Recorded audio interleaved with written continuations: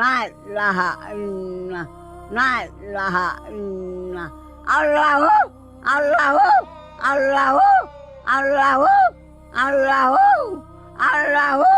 পবিত্র মাহে রমজানে অসহায় বৃদ্ধ মা এবং তার প্রতিবন্ধী ছেলের জন্য আমরা পুরো রমজান মাসের বাজার নিয়ে আসলাম। তো তাদের জন্য এক বস্তা চাল, এক খাসা ডিম, তেল, সাবান, বিভিন্ন কাঁচা বাজার নিয়ে আসলাম।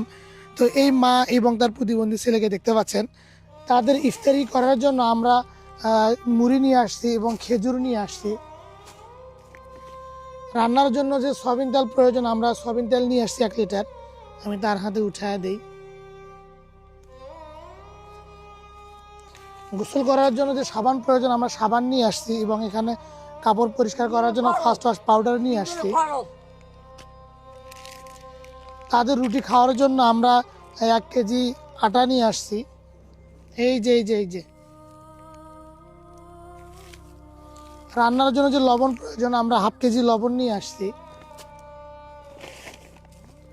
রান্নার জন্য যে হলুদ প্রয়োজন, আমরা হলুদ নিয়ে আসছি।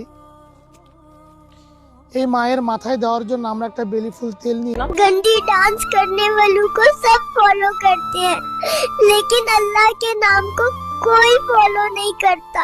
আসছি, তার হাতে উঠায় দিই। কাঁচা বাজার বেগুন নিয়ে আসছি। তাদের খাওয়ার জন্য 5 কেজি আলু নিয়ে আসছি। अगर आज शैतान ना रोके तो कमेंट में अल्लाह लिख करके जाना।